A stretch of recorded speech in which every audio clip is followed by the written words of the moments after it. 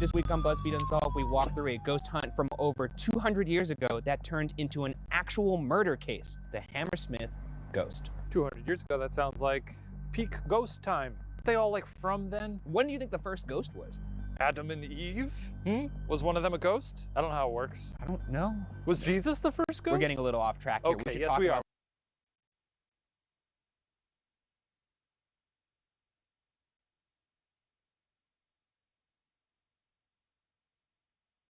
Hammersmith You're ghost, right. A supernatural case that turned into a true crime case or a murder case.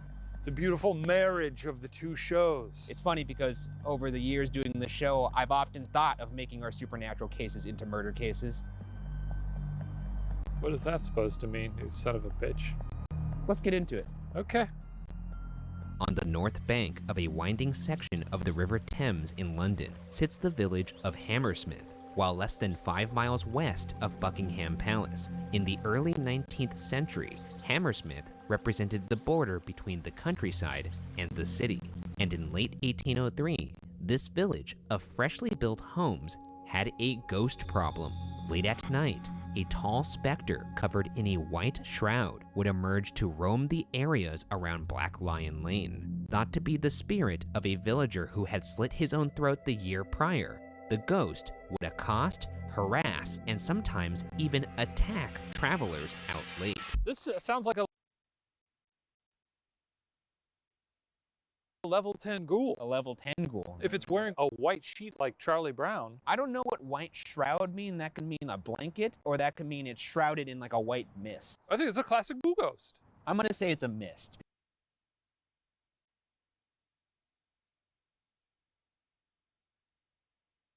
Because no one's gonna get scared of a little sheet with holes cut into it. I have to disagree. Erase from your mind the concept of the classic boo ghost. Yeah. Now suddenly a boo ghost appears. Oh, it's a boo ghost. You seen that as a boo ghost? He's just wearing my sheets. That's not how you'd react. You know that if you were 200 years ago and ain't never seen a boo ghost, you'd be screaming bloody murder. I think it's disrespectful to think 200 years ago someone wouldn't go, that's a guy under a sheet. You wearing a sheet, mate. Like that? Yeah, like that. You just get out under there. What are you wearing a sheet for, mate? I'll get out of there, mate. This man's pissed.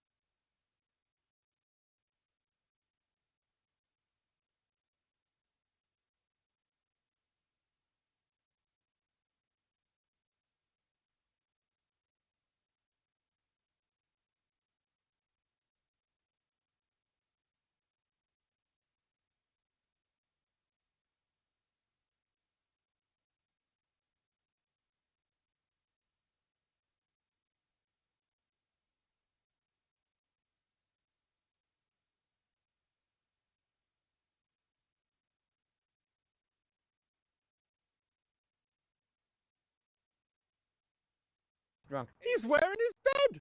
In one incident, the driver of an 8-horse wagon carrying 16 passengers became so frightened by the ghost that he fled on foot, abandoning his passengers and horses. It's a big ass wagon for you to leave behind and be like, see you later.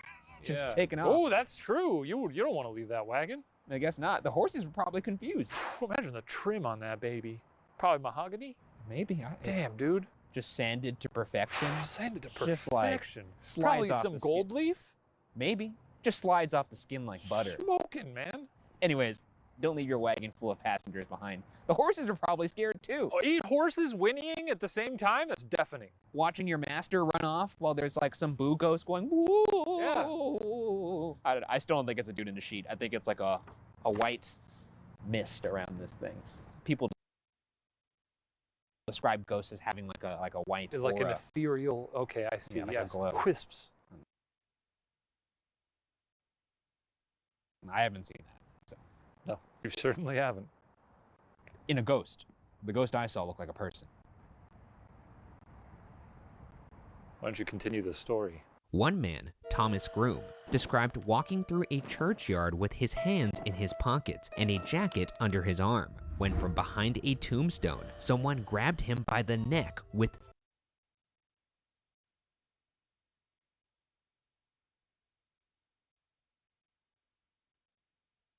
two hands. The hands spun Groom around, but there was no one to be seen. When he pushed out with his fist, it felt as though he were punching a large coat. but he didn't contact anything solid. And I'll just go for a stroll through the...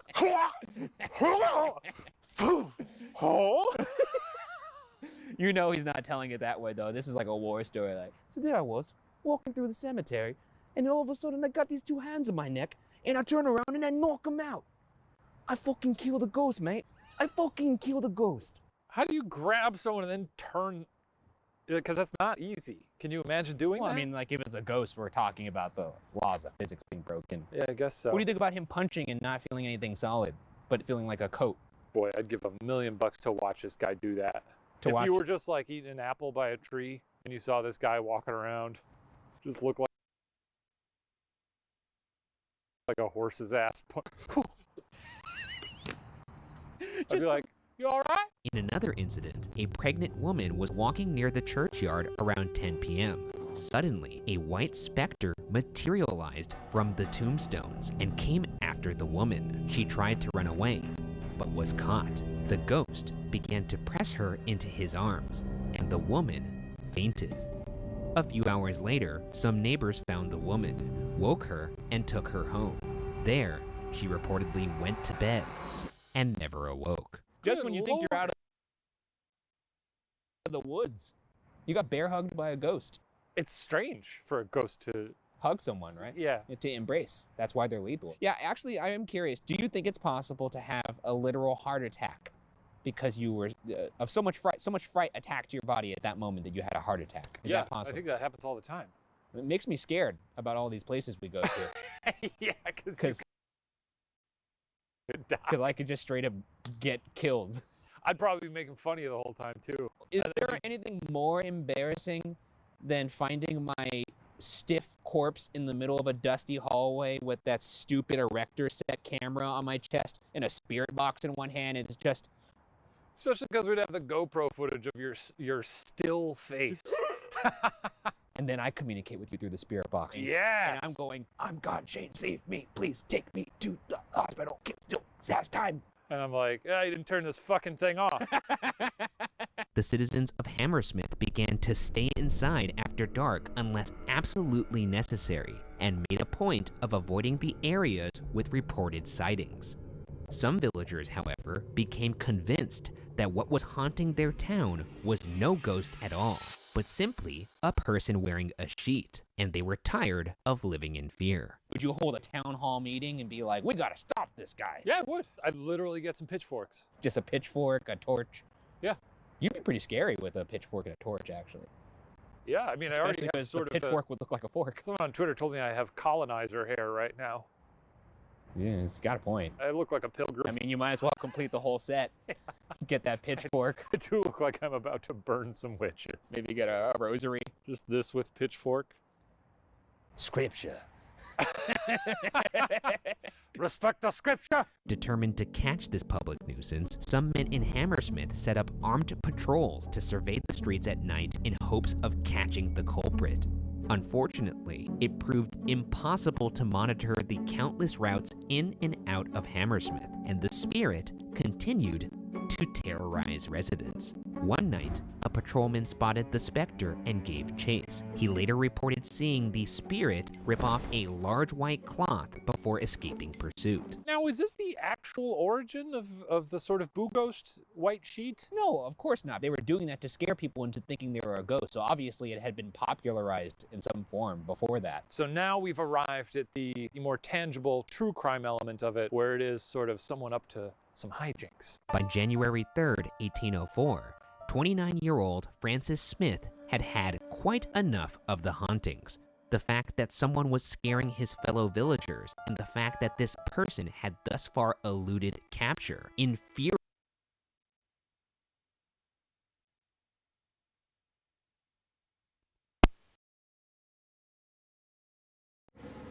There we go. Him. Smith resolved to I'll bring play the breakfast ghost on down camera, once but and for all. excuse me. According to some reports, Smith prepped for his patrol by drinking in a pub. That's Anybody not a knows the smart best way to idea. prep for your first day as a vigilante is to pre-game it at a pub. You don't want to be drunk when you're He's doing it. had enough of the ghost because it's bothering his lads. It's true. A real sense of community there. He's a protector, Yeah. a guardian.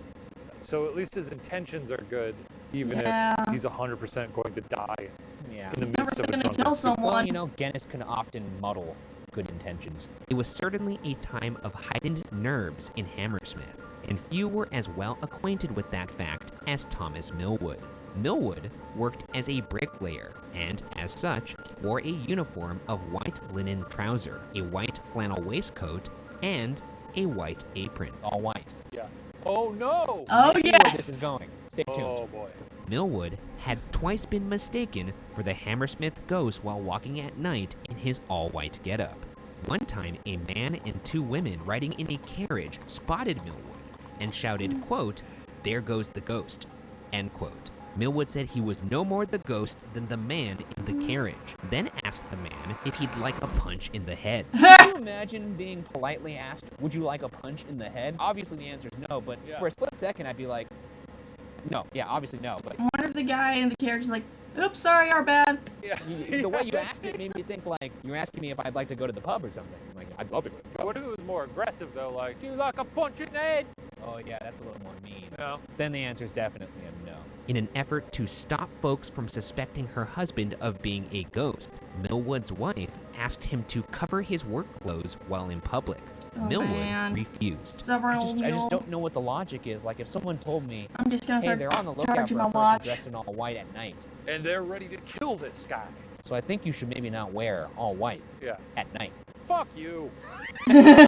Where do you get off? On the evening of January 3rd, the night Francis Smith resolved to stop the Hammersmith ghost's reign of terror, Millwood stopped by his parents' home to chat with his mother and sister Anne. Meanwhile, Francis Smith was on patrol. Around 10:30 p.m., Smith encountered watchman William Girdler in Beaver Lane. When Smith told Lane. Girdler he'd planned to hunt the ghost that night, Girdler said he'd join the man after Oh, he finished no. calling the hour and surveying the lanes. He's probably so jazzed as it gets close to any hour. It's 11 p.m. and all is well. Get inside. My name is William Girdler. It's me, Girdler, once again. And it's 11:01. 11 p.m. Get ready to go to sleep. I love you. Shut the hell up out there. We got Big Ben. I love you, I said. It was a particularly dark night, reportedly impossible to see objects even on the other side of the road. So That's Smith not and good. Girdler arranged a secret greeting so they'd know it was the other. Fucking hell. Quote, friend, advance friend, end quote. We could do that in haunted houses. Yeah, it'd be fun. You say friend, I say advance. Friend. Yeah. It's reciprocated because we're friends. Because we're friends, right? Yes, Yeah. we are friends. I feel good about it. Yeah, it's good. I don't know how many times I have to tell you. I don't believe it any time. Well, I don't say it with a lot of, Yeah, you're right. We should change the greeting. Maybe it's just in the dark and go, hey, dipshit. And then you respond. get on over here, my buddy boy. Is that good? Late Yeah, into the it's night, good. back at Thomas Millwood's parents' home, the bricklayer finally got up to return home to his wife. He said his goodbyes, left, and closed the door I'm surprised his mom didn't say, no, put on your dad's jacket. behind him. As his sister Anne got up and moved towards the door, she heard a voice outside call, quote, damn you, who are you and what are you? Damn you, I will shoot you, end quote. Sounds like he's gonna get shot. Well, Yeah. I'll say this. He certainly did say what he was going to do Yeah. before he did it. Called his shot. He did call his shot. Yeah. Probably a good time to chime in with, I'm not a ghost. Please Now- no. Stop. Millwood's sister Anne saw a flash of light as the sound of a gunshot tore through the night. She called out to her brother from the window, but got no reply. She ran out of the house and down the lane, where she found her brother lying in the street. By the time she was halfway to him, she knew he was dead. Aw, There was no man. one else around. Francis Smith retreated to the White Hart pub, where he met up with the watchman, Girdler. This round's on me, everybody! I've killed the ghoul! Pops open the doors like saloon. Everyone pack your bags. We're good to go home. Ghost is dead. All right. Do you think Smith and Girdler still did their little friend, advance, friend, Oh, big time. No, like I outside don't the bar, think but just so. a friend in a way that Girdler knew he Yeah. had done the deed. Friend. Advance, friend! Smith, Girdler, and two more men made their way back to whoever the heck it was Smith had shot. Smith confessed to Girdler that he feared he had hurt the man badly. For his part, Bitch. Girdler noted he had heard Smith's gunshot, but didn't think much about it. Apparently, But you went out gunshots with the happened intention of very murder. frequently in the area. Quote, every quarter of an hour, almost all night. What the End hell? quote. If you live in a place and a time where guns are going off every 15 minutes, Yeah. is it perhaps ill-advised to dress as a ghost to scare people on the streets at night during in that town? I used to play a Yeah. lot of pranks on my roommates, and I Yeah. would always be scared of scaring them if I thought they had like a glass of water or something in their hand, or like an Yeah. iPhone, because I figured iPhone. like they might break or they Break might toss iPhone. the water at me. Yeah. So I can only imagine if they were walking around our shitty house with a gun. Yeah. Probably not the best idea to get a good boo in. I don't think you'd get your booze in if that was the case. I don't think I would either. Yeah. I mean, I'd get one boo in. It'd be the last boo I ever booed. Look, obviously this guy is a dum-dum, Yep. the vigilante Smith. Yeah. But he seems to feel remorseful that he just killed a man in cold blood on the street because he thought he was a phantom. So Do you think though, when he got there, he was like, I think I've killed the ghost. And the other guy was like, oh yeah, and he was like, yeah, and he had a sister. He was leaving his sister's house. Yeah, and you know, he had a heartbeat. Oh.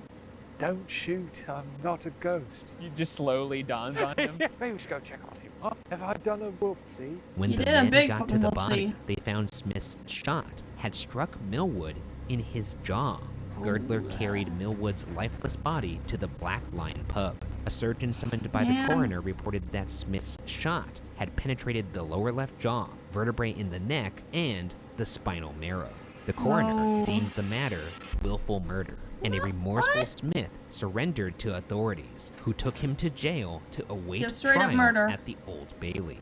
I did shoot him in the jaw. I did shoot him with my ghost gat. Very funny they bring a surgeon to a bar.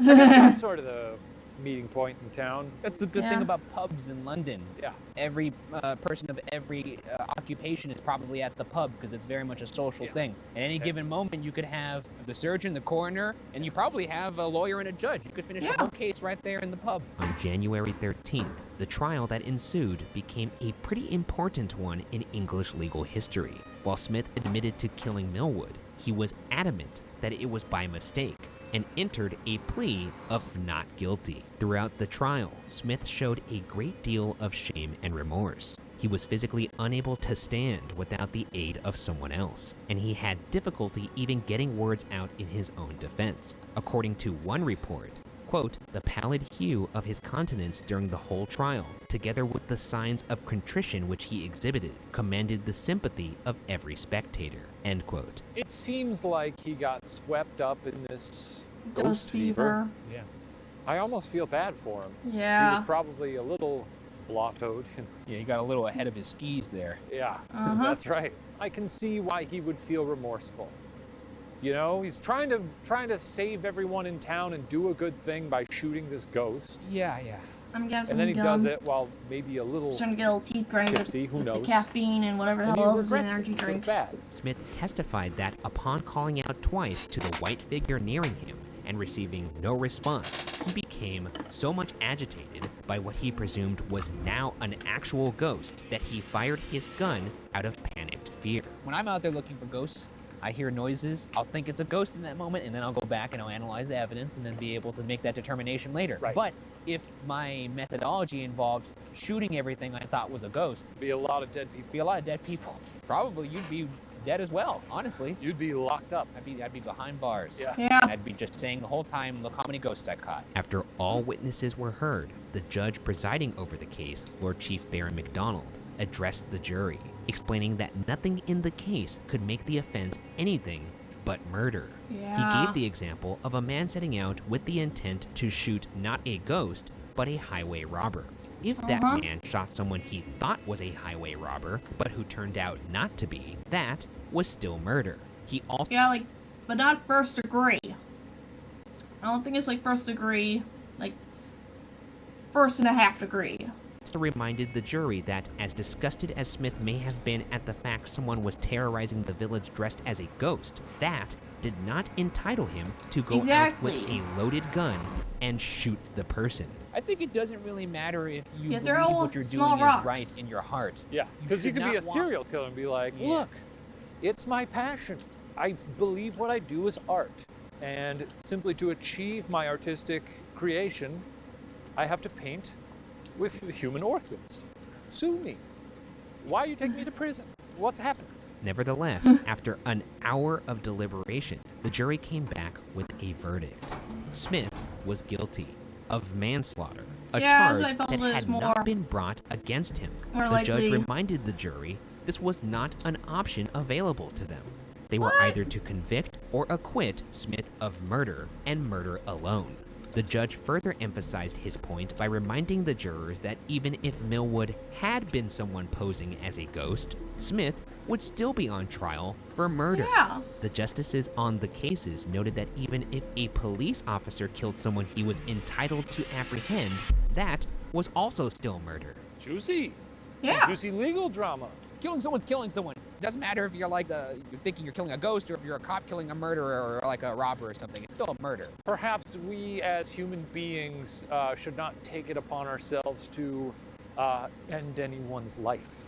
Yeah. That's probably a good plan. The jury apparently believed that some consideration should be made for the fact that at the time, Smith truly believed he was firing a bullet at a ghost. Since there was no room in the law for this interpretation, however, the jury reconvened and came to the decision that yes, Smith certainly had murdered Millwood. Oh, Smith damn. was sentenced to be hanged the following Monday. I don't think Because it's of the a mur- great that's a deal hangable of offense. interest the case had garnered, however, Lord Chief Baron Macdonald immediately referred the case to the Crown, who swiftly ordered a, quote, respite during pleasure, end quote.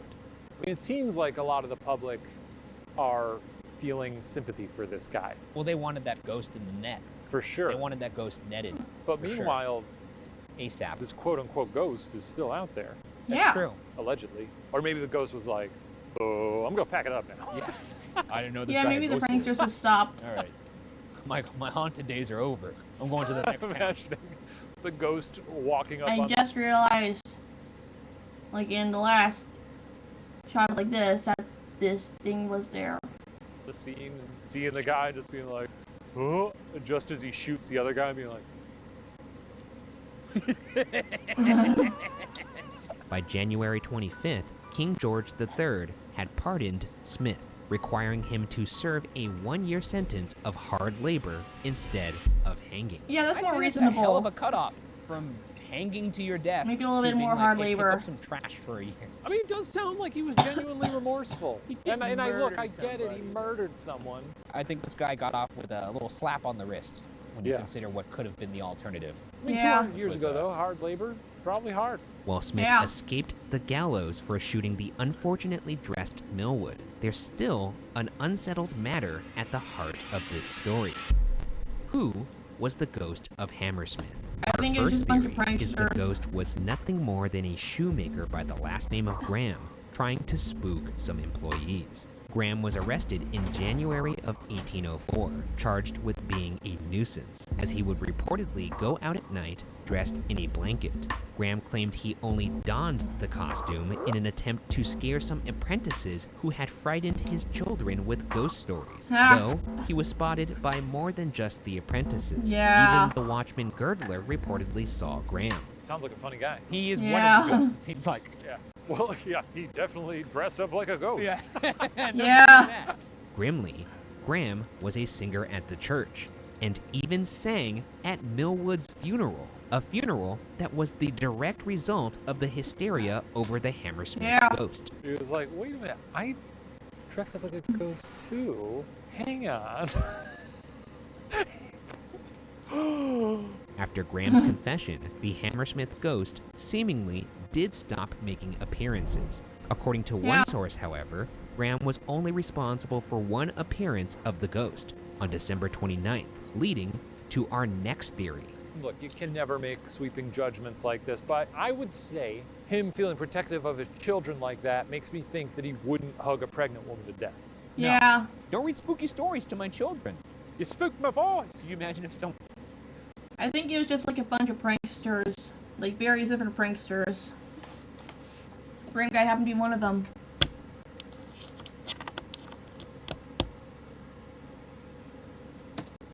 came up to us in the middle of the street and yelled that at us?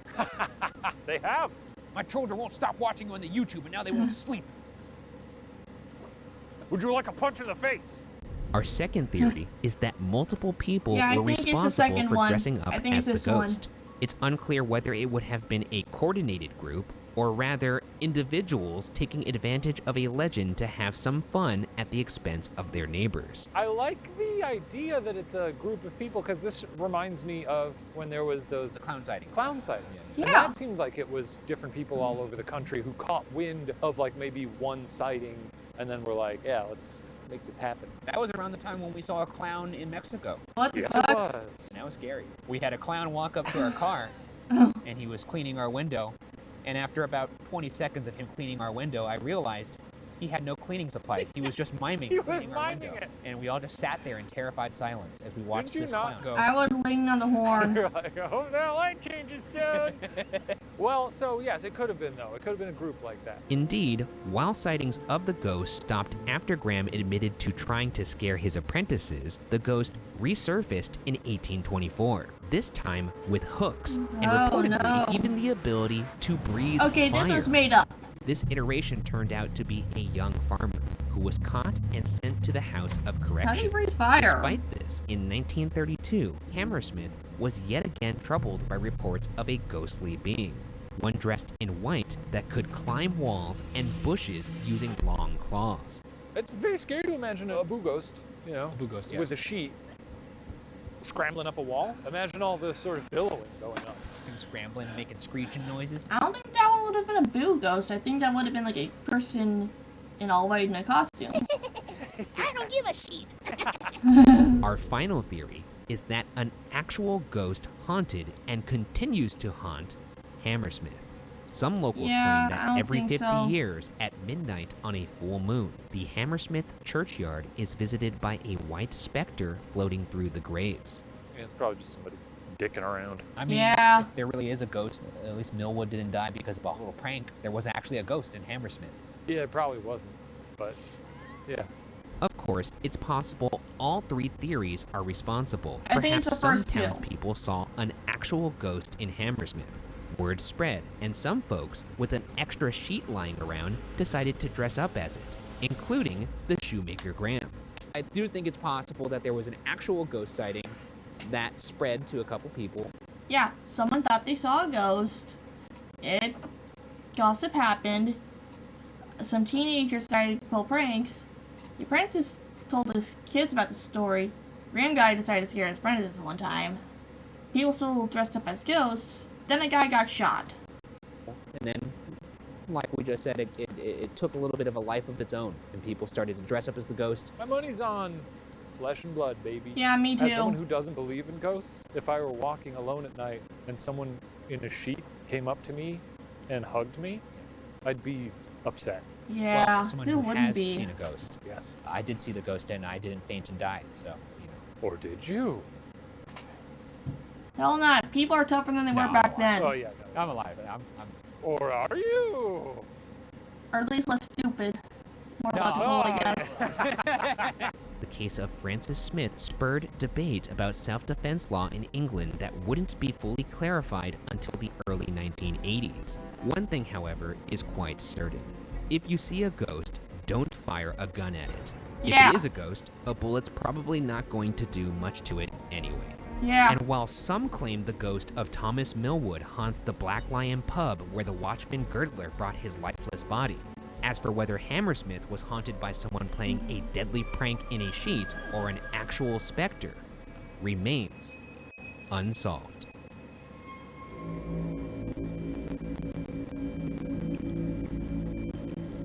Another season finale in the books, and closing thoughts. Well, that was a real corker, Ryan. Thanks for telling me another story. You're welcome. Don't shoot a ghost. Use a net. That's the Ghoul Boy promise. And that wouldn't work either. Ghosts are real. Don't shoot them. Disagree. Put them in a net. Shoot him. I don't think you can, like... How do you catch something that's intangible with a tangible item?